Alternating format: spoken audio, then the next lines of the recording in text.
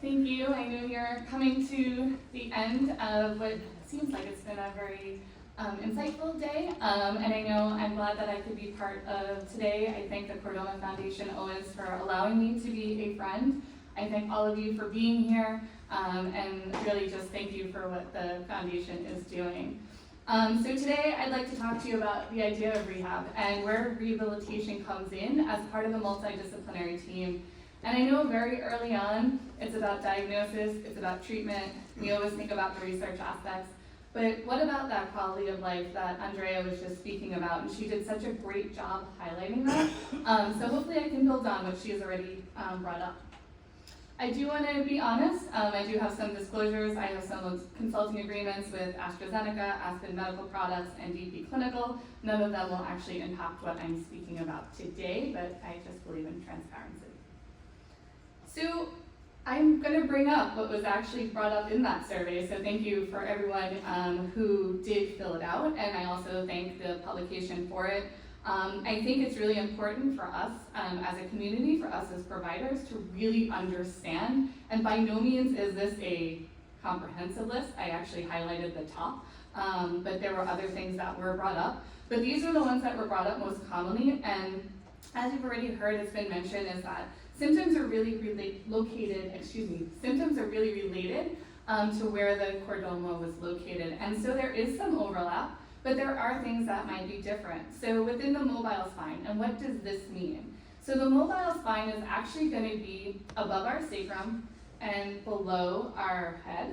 So where we're starting from our cervical spine on down to our lumbar spine. That's actually why we call it the mobile spine, because it's where all the movement within the spine happens. And a lot of the nerves that innervate various parts of our body do come off of this area.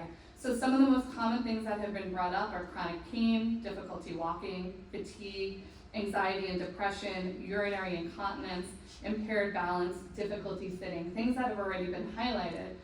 Similarly, if we move down into the sacrum and the coccyx, so kind of that bottom part of our spine that's going to connect with our pelvis, all the nerves that are in this area are going to be ones that are going to go down into our legs, but also the ones that are going to go to our bowel, our bladder, and also what we think about in terms of sexual functioning.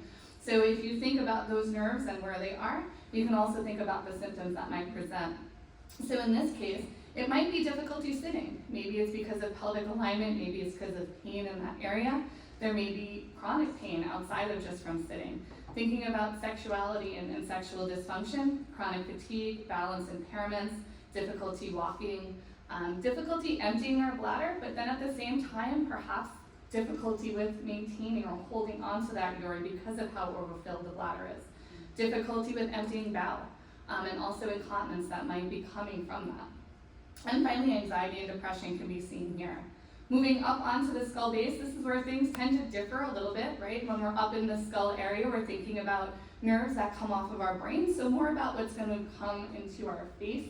Also thinking about the structures that are in that area, so thinking about our ability to swallow, also thinking about the nerve endings that are going into our ears in terms of our balance and our hearing, thinking about our speech as well too.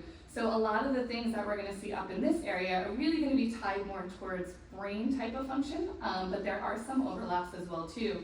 So you might hear or you might experience double vision, again, anxiety and depression, chronic sinus problems, and this isn't just from a breathing standpoint, but can also impair speech and impact the production of speech. Thinking about your balance, again, I just kind of tie that to the inner ear, but also the part of our brain, the cerebellum that's responsible for balance is in that similar area. Also thinking about hearing loss, again, fatigue and dysphagia. And I feel like dysphagia is something that we don't talk about a lot, but it is very important, and it's something that more recently I learned comes up quite a bit in the pediatric population. So it is something that I think we should be quite mindful of. So that brings us to where does rehab fit into this? So there is a specialty called physical medicine and rehab. Most often when people are thinking about rehabilitation, they think of a physical therapist. Maybe they've had an experience with an occupational therapist, but there's more than that. So there's actually a medical subspecialty called physical medicine and rehab, and we're a little bit of everything. So we're kind of jacks of all trades. So we deal with the musculoskeletal system, we deal with the nervous system, but what we really do is try to put all those pieces together, and how does that impact function? And then how can we coordinate different interventions such as therapy, such as adaptive equipment, perhaps adding other specialists who can help us improve function, improve that quality of life for those things that might be coming up. So if you haven't already heard about a physiatrist, we can play a pretty big role, and one of the things is that we don't just play a role in terms of survivorship, but we can play a role from diagnosis. So I work very closely with our orthopedic surgeons and our neurosurgeons at Sloan Kettering, and for any patient who does actually have a sacral chordoma, they actually meet with me before they have any treatment decisions. And why is it? Because I'm the person who might explain what this could look like. How might your bladder be impacted? How might your bowel be impacted? What will this mean for pain? So we can help in that discussion. Sometimes I also help sort through where symptoms are coming from. Are they coming from the area where the chordoma was? Are they coming from treatment? So they have nothing to do with the fact that you were diagnosed with a chordoma, but you're aging and you're living your life, and there are symptoms that come up along the way. So we can help with that as well. So what I like to say is physiatrists treat the whole person. And I say that because patients have told me that. So it's not one area that I'm looking at, but I'm thinking about everything. And I'm thinking about it not just from symptoms that you're experiencing, but what does it mean? So by no means is this comprehensive, because I feel like I could talk all day about different things that we could do, but I wanted to highlight some of the symptoms that we might be able to help with. In addition to relieving symptoms, we want to prevent further complications. And what does that mean? Well, if you had a chordoma at the skull base, and we're thinking that swallowing might become an issue down the road, how can we help with that now? Which strategies can we put in place for that? What can we do for bone health? Thinking about radiation and how radiation might impact bone health. Thinking about other medications. Can we prevent fractures by working on keeping your muscles strong so that you're not putting undue stress on your spine? Can we prevent falls? How can we impact that?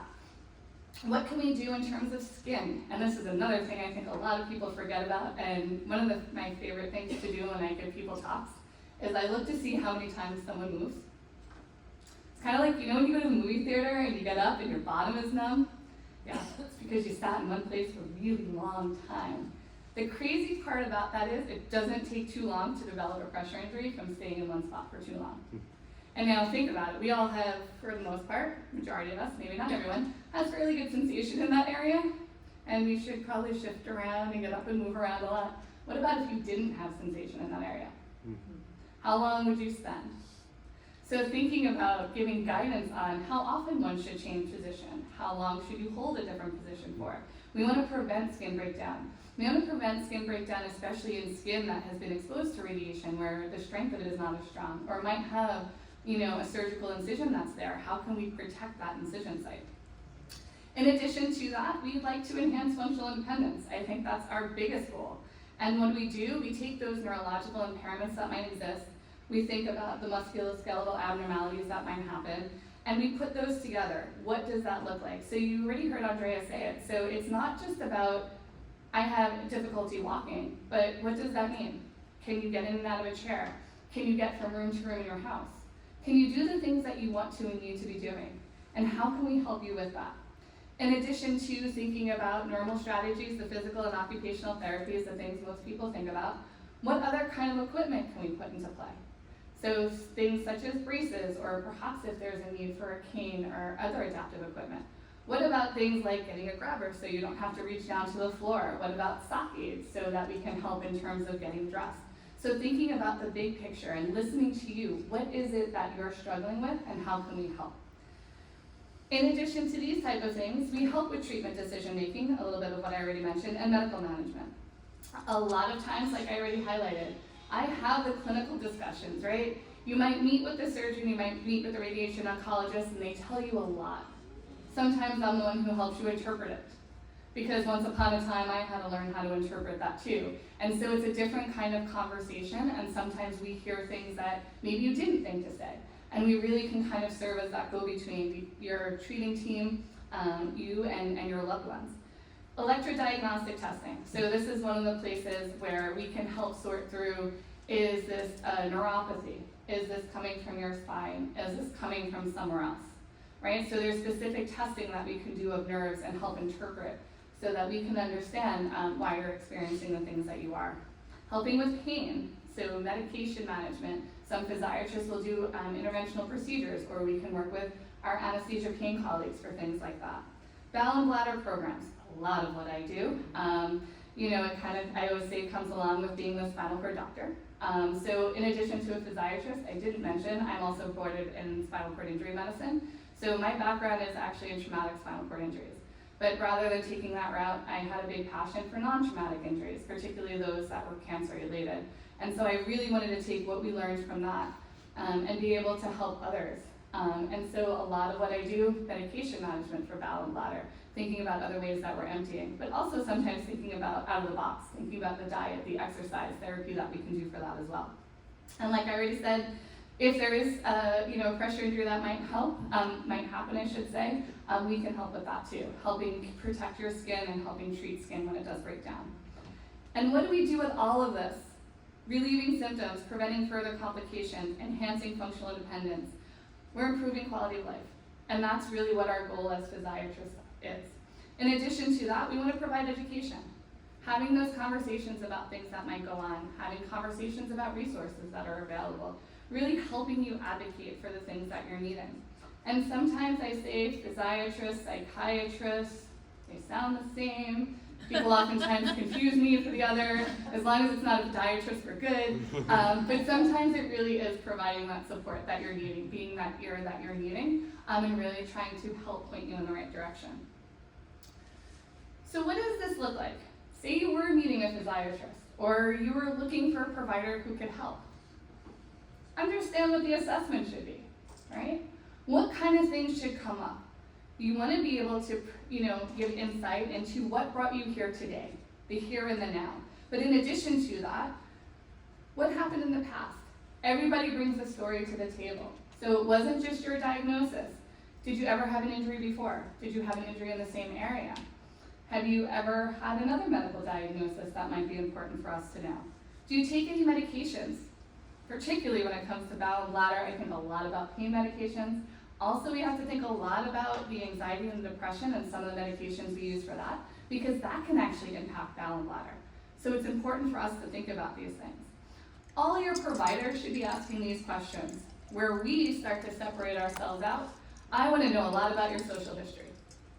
Who's in your family? What's your role in your family? Do you work? Do you go to school? What's important to you? What activities do you like to do? In addition to that, how are you functioning? Were you completely independent prior to this? Did you need a cane prior to this? Was there something you struggled with? Has that changed with this diagnosis and with the treatment that you've been having? And what is your support system? Why is this important? Will you need help? Do you have someone who can help? Do you have an ear to listen to you? In addition to that, we acknowledge it's not cheap. What does this mean in terms of your treatment? How is that going to impact you? And we also understand that needing equipment, needing therapy, that also can be expensive. And we really want to make sure that what we're doing isn't adding to a burden, but is helping with it. When we're evaluating you, or when you come into my clinic, I start by just looking. How are you sitting in your chair? What is your overall alignment? Do I notice anything? Are you standing upright? Do I notice that you're very hunched over? Is your pelvis tilted in a different way? I'll ask you, is this new for you? Has this changed? What does this mean? How is this impacting you? I look at areas of scar tissue, looking around joints, looking in the spine, thinking about the pelvis, thinking up in the cervical spine area, the base. What is that going to impact and symptoms that you may have because of that? Once we take a good look and we're looking at areas both affected by the chordoma and its treatment, but areas outside of that, well then we want to check. And we check strength, and we check strength of two groups of muscles. And so this is always important because you want to make sure someone's looking everywhere. So we talk about key and non-key muscles. What are key muscles? Each key muscle is tied to a function, right? So your biceps brings your hands to your face, right? You think about your wrists. Well, they lift your wrists up, and then with gravity, that means a whole lot of function I can now do. What do your hip flexors do? They're going to bring your legs up. You need them for stairs, you need them for walking. So some of the muscles, and the most common ones we check, are ones that are going to be tied to something you need to be doing. But then there's a lot of supporting muscles that we can check for as well. Why? Because if a key muscle is not working, is a muscle in the area working, and perhaps I could use that to help you compensate. In addition, I check your sensation. And I think for anyone who's ever met me, it's probably a unique way that I do it, because I start by checking your face. Why? Because your face comes off of nerves from your brain. I want to make sure that those are okay. If they are, you will serve as your own baseline. Because if I just check side to side, how do I know which side's abnormal? The side that feels more or the side that feels less? What if they aren't the same? If I can compare back up to your face, I can now check every spinal level, make sure it's intact, and I can understand areas that aren't, because I check back to your face. So if you have spinal involvement and someone's just doing this, then you might want to say, are you sure? Do you maybe want to check my face? We'll shock them all.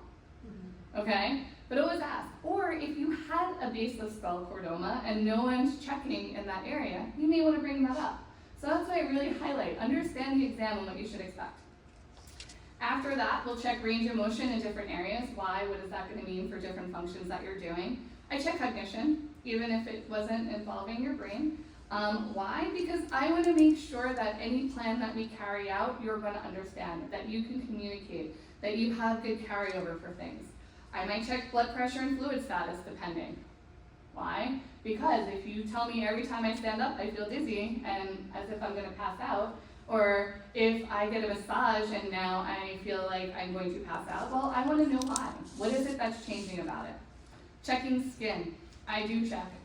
Most people don't realize, especially if they don't have good sensation over an area, that skin may have broken down.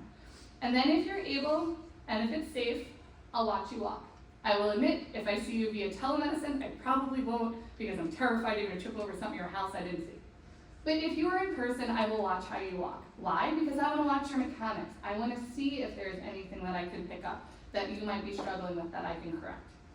I take all of these things and then I go back and look at your imaging. I'm that person who doesn't look at your images first, so I will probably tell you I'll be right back, or I'll pull them up in front of you. Why? Because I don't want to come in with a bias of what I think. I want to talk to you, I want to do an exam, and then I want to go back and confirm.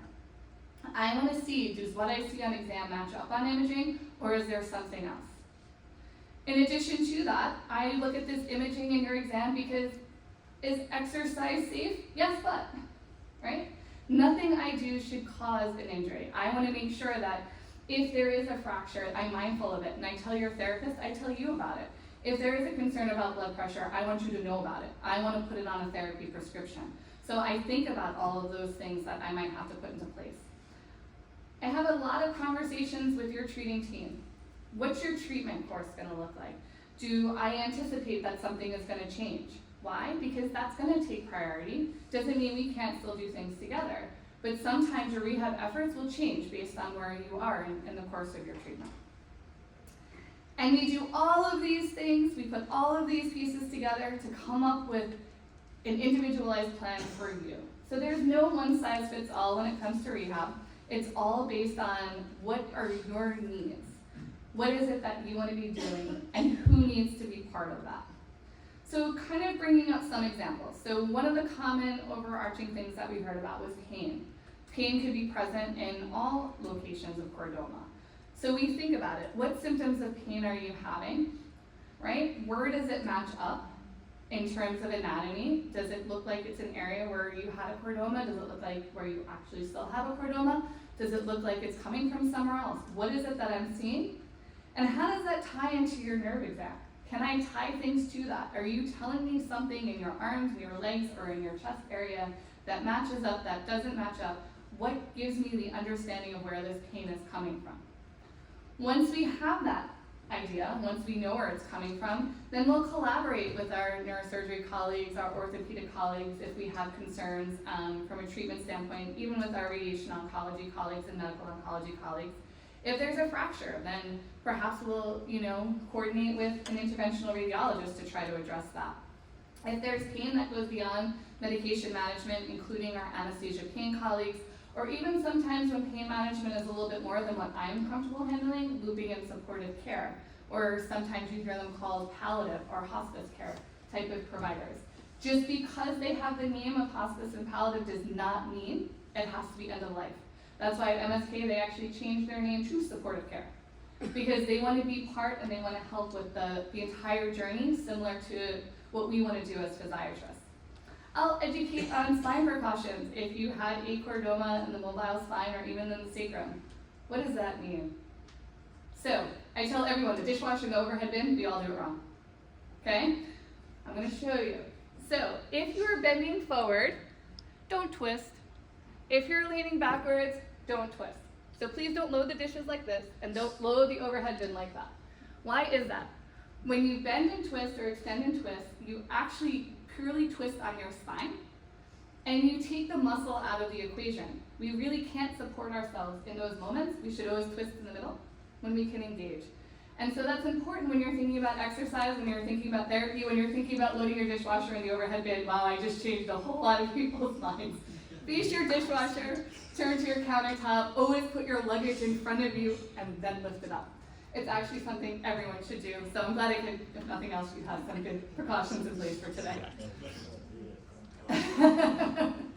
So in addition to that, depending on pain, sometimes we think about some postural support, some supportive bracing, depending on where the pain might be located. We might make recommendations on medications. We'll incorporate our therapy colleagues, our physical therapists, our occupational therapists. We'll think about strengthening all those muscles that protect our spine, that protect the bones in our arms and our legs, right? So everyone was born with this great girdle.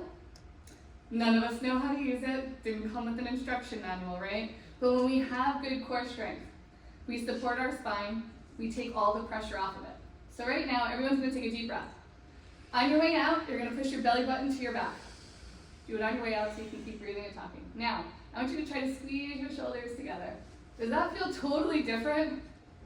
Welcome to engaging your core and using muscles to hold yourself upright.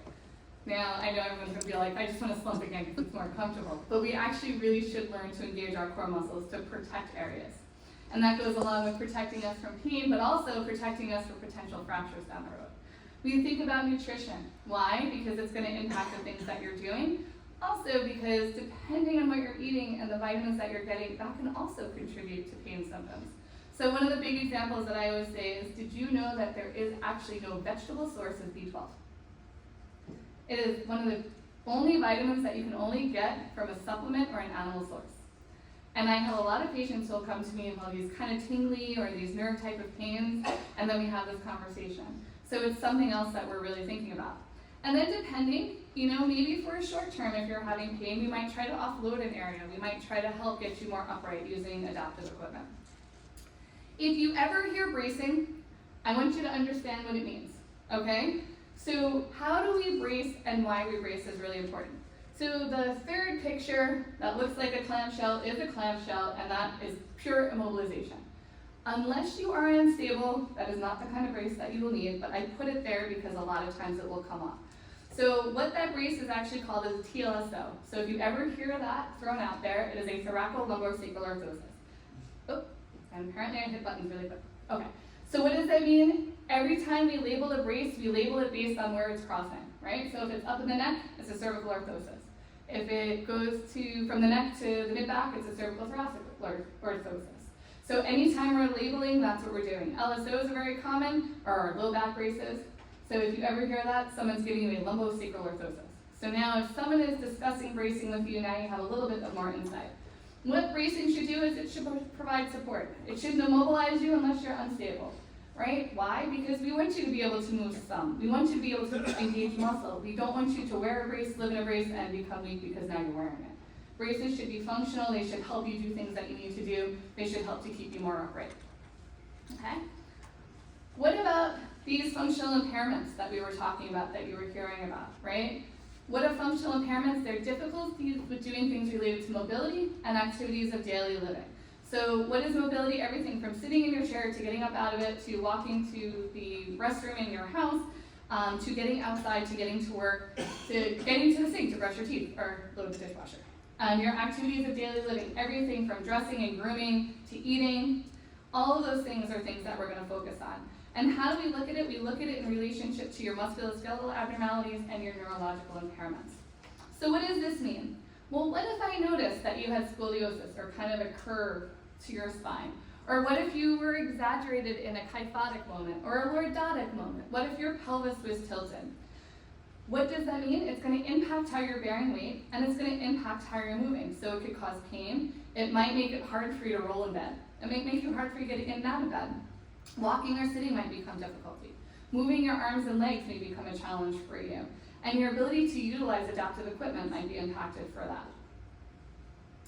What happens when it comes to weakness? Well, where is the weakness? What muscles, what key muscles that we talked about are weak, and what does that mean?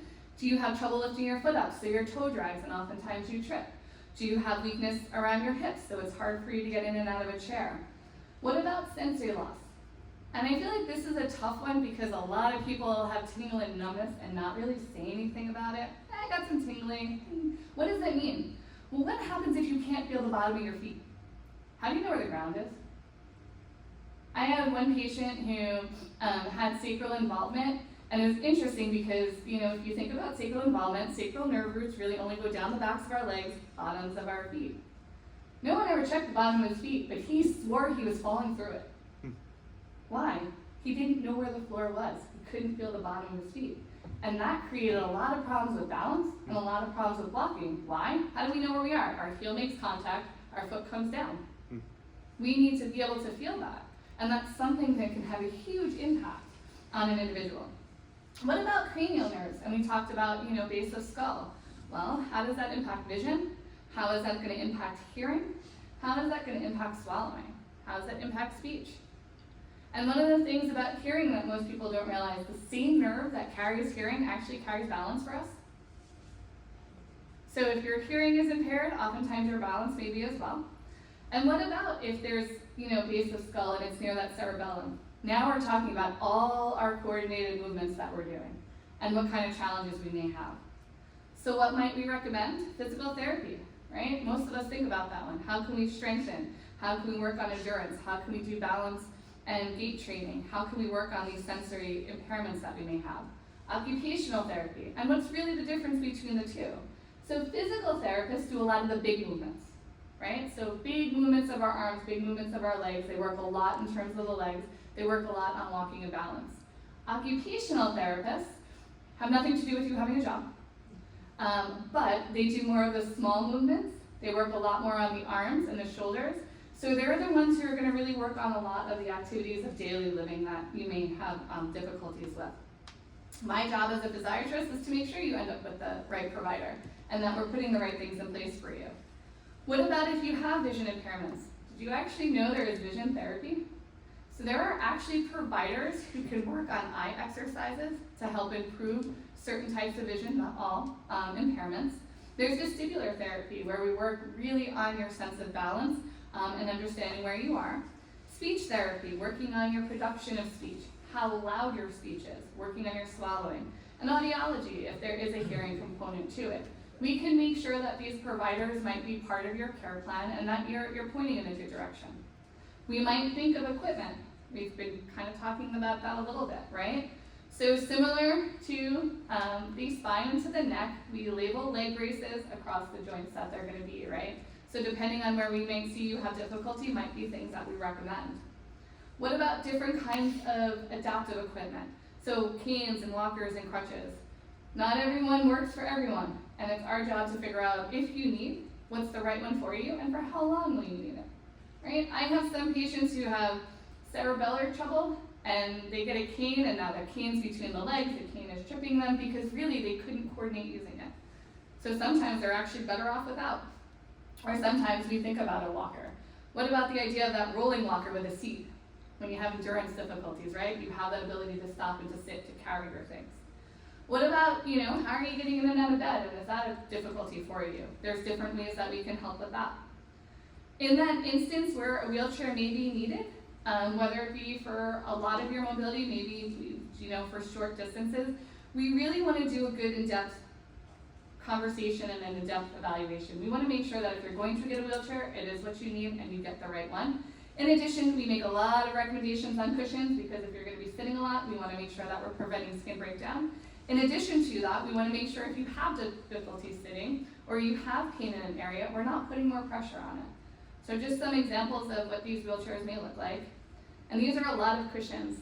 I actually met a gentleman for the first time the other day who has a coccygeal chordoma, and sitting was a big challenge for him. And they told him to buy one of those donuts, and the donut didn't quite fit right.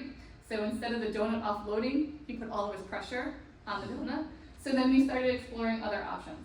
What about sitting on an air type of cushion? What about, and he said, well, if I sit on air, then I rock around in my pelvis a lot. I said, okay, well, what about if it's a hybrid, where we can give you, gel or foam that's under your thighs to give you some stability and air where we need to offload. So really starting to think about these type of things. We can make recommendations for exercise. Big caveats, make sure it's safe and make sure you know your precautions before you're going to start exercising. But there's a lot of recommendations that we may be able to do and help you at home with this, or if you're wanting to go to the gym, things like that. Thinking about arms and hands and coordination, various types of equipment exist for this as well too. And also, for your bathroom, thinking about how you're getting in and out of the bathtub. Do you have a shower? Is your toilet really low to the ground and it's difficulty getting up, and perhaps we can help with a raised toilet seat. So all these different things are things that we're thinking about to help improve your independence, to help improve quality of life. Bowel and bladder, and I really want to just make sure we talk about this one. Be open and honest about it. Same with sexuality and intimacy. I know these are things that aren't as comfortable to talk about, but if they're bothering you, then we do want to know about it. Bowel, bladder, sexual dysfunction, a lot of it really has to do with our nervous system. And there are things that we can do. If we know that there's challenges, we should understand what the challenge really is and understand ways to help. So we do a lot of asking questions about your bladder, right? Not all incontinence is created equal. Not all gotta go now is created equal. For some, maybe you do have an overactive bladder and the right answer is to calm the bladder down so you can fill more. For others, it's actually, I can't get it all out when I'm going. And therefore, giving you a medication to calm your bladder down is not the answer, because I will increase your inability to empty fully when you're going. So really having a good understanding, really being honest about what someone's asking. If they ask you, do you have changes in your bladder, and maybe it's been going on for 2 years, please just say yes. And be honest. I go about 5 times when I'm awake. I go 3 times overnight. When I get that urge, I've got to get there. My neighbors open the door for me. What is it, right? When you sit down to empty, is it a good forceful stream that slowly tapers, or is it I'm sitting there for a while trying to convince myself that I could go? Do you ever stand up, walk to the kitchen, and go back? No one should fill that fast. But think about these things. Give these ideas to your provider. This way we can understand.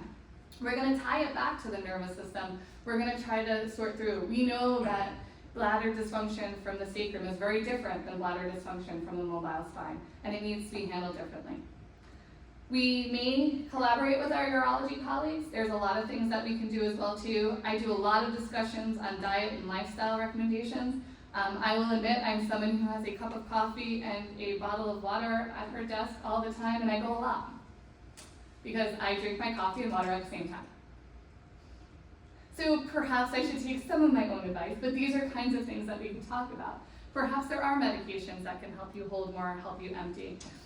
If there is a need for catheterization because other strategies aren't helping, what is the right type for you? Are we making sure that we're meeting your needs? What about pelvic floor therapy? Can we teach you to re-coordinate those muscles? Contract when you need to, relax when you need to.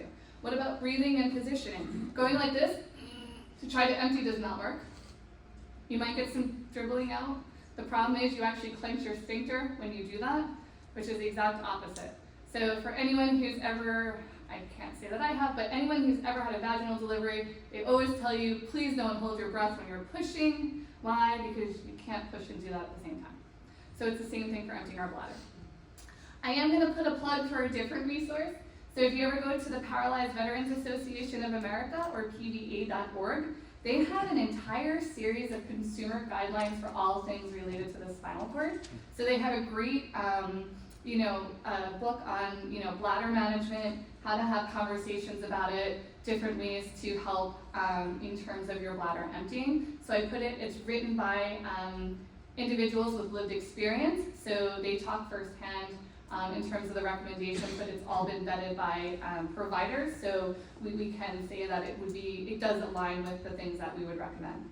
Similarly for your bowel, I do have an 8-year-old son who is obsessed with the digestive system. I wonder why. But we have a lot of conversations. He actually has a book and there's a chapter on it, and it's the roller coaster ride that your food takes to come out of poop. So we talk a lot about what it means, how long it takes.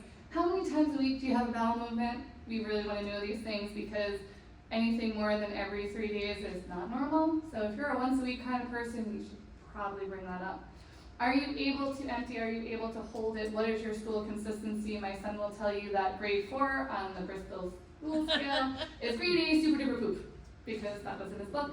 And then when you start to, grade 3. When you start to get to 4 and 5, you might be doing a diarrhea disco, and 1, you're doing the constipation conga.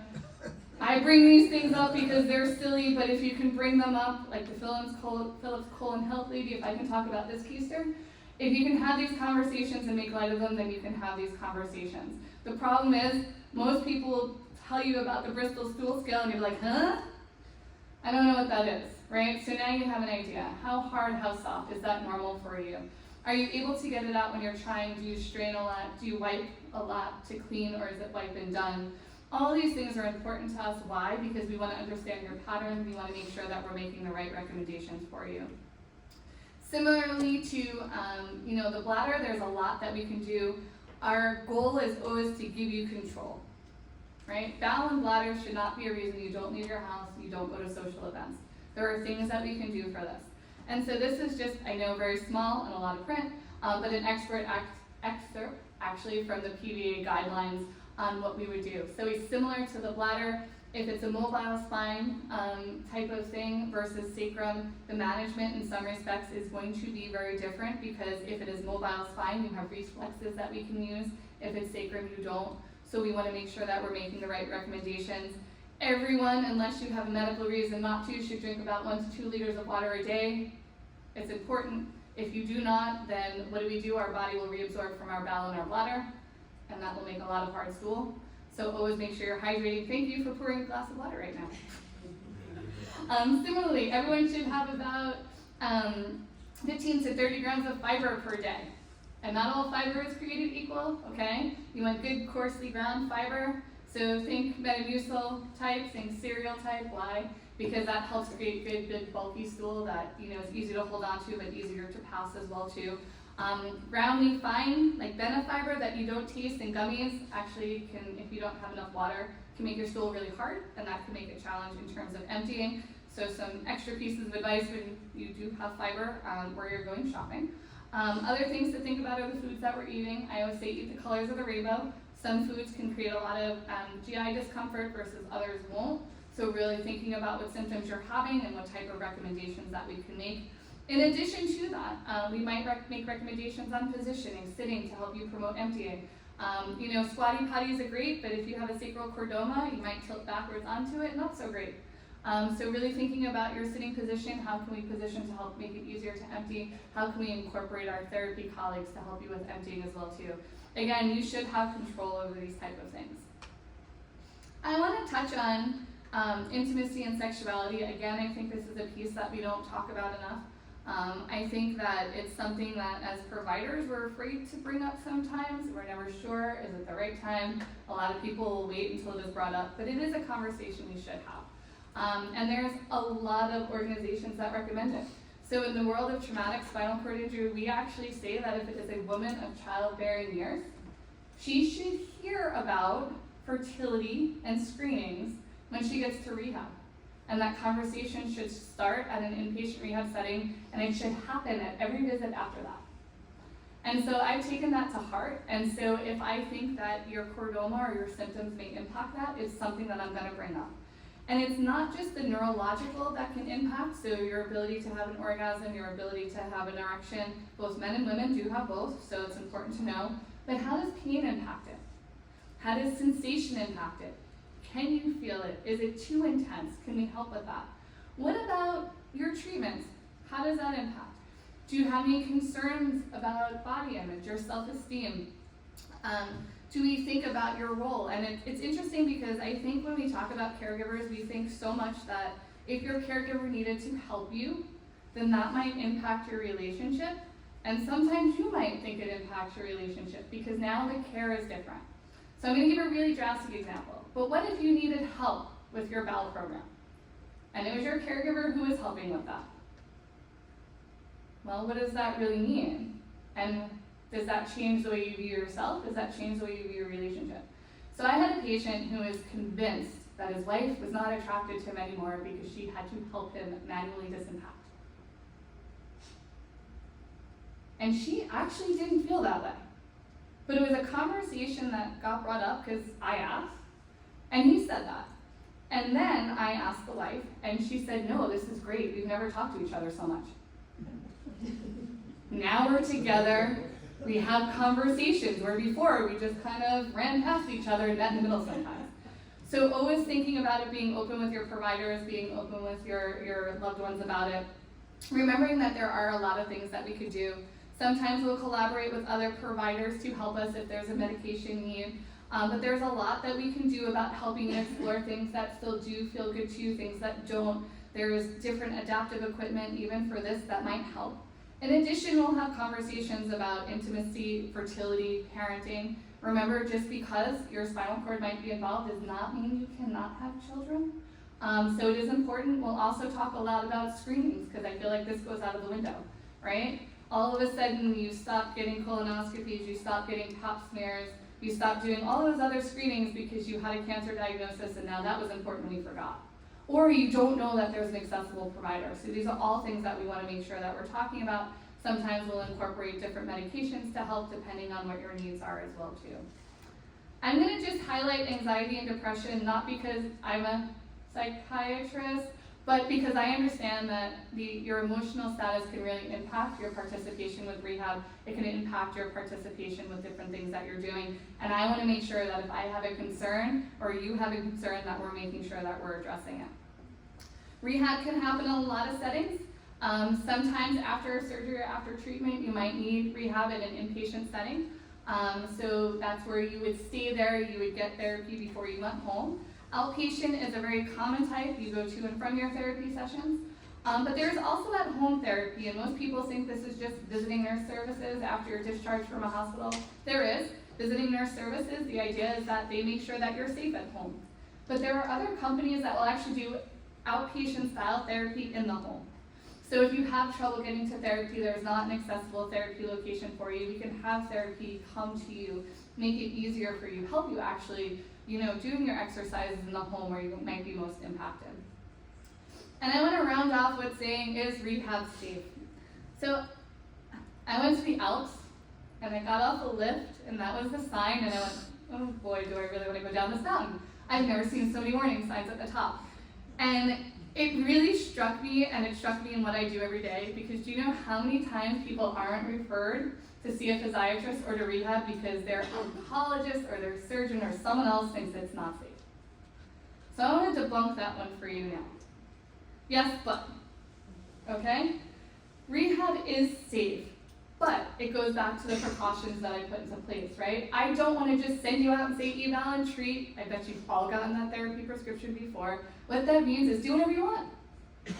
It gives no guidance into what your diagnosis is. That's the most important thing that should be on that prescription. Then what precautions do you have because of that? Then what type of things should you be doing with your therapist? So if you get eval and treat, you tell your doctor you want more than that. Even if it's not a physiatrist writing for it, be like, my diagnosis, please, anything you don't want them to do, anything you want them to do, let them know. That's how it becomes safe. Same if I'm giving you exercises to do at home. The other big yes but is the importance of communication.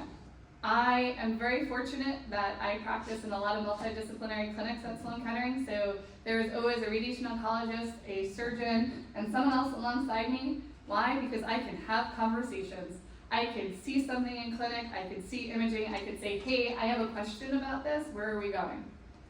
Are we changing treatment? Are we done with treatment? Is there something new? Is there something I should be worried about? Or I'm seeing you in survivorship care and I see something that doesn't make sense, and now I can say, hey, I think we need to pause on what we're doing. I think we need to have a different conversation. And I think we need to change our plan a little bit. I'm still here, I'm still following, but let's make sure that what you need for your Chordoma is always front and center in terms of what we're doing. The other thing is why it's so important. I want to know what you brought to the table. Why? Because what if you had knee arthritis and now you might have some weakness impairing your legs and Now you might have pain. Well, now you might have pain in more than one area. But that knee arthritis was really important for me to know about because it may get worse. It may be something that I need to think about treating. Or you might come in with knee pain, and it has nothing to do with radiating pain from a nerve root that was involved, but everything to do with your arthritis. I know the Chordoma Foundation has some great resources. I just wanted to bring some additional ones up there. If you do have any kind of spine involvement or spinal cord involvement as direct or indirect, there are great resources out there from, like I said, the Paralyzed Veterans Association, the American Spinal Injury Association does quite a bit in terms of lived resources. Yes, they'll a lot be trauma-based, but doesn't mean that you can't learn from them. There's a lot of great spinal cord communities who have a lot of conversations about bowel, bladder, sexual functioning, things like that. And then finally, when it comes to finding physiatrists, I always say go to your major academic medical center, find someone who specializes in cancer rehab or specializes in spinal cord injury. They will point you in the right direction. If you can't find that, the Chordoma Foundation will help you. But if you're looking for a therapist, a physical therapist outside of that, in addition to asking at the Chordoma Foundation, there's actually some great websites, including the APTA, where you can put your zip code in and exactly what you're looking for, and you'll get a list. So just some additional resources in addition to what they already brought. And with that, I say thank you.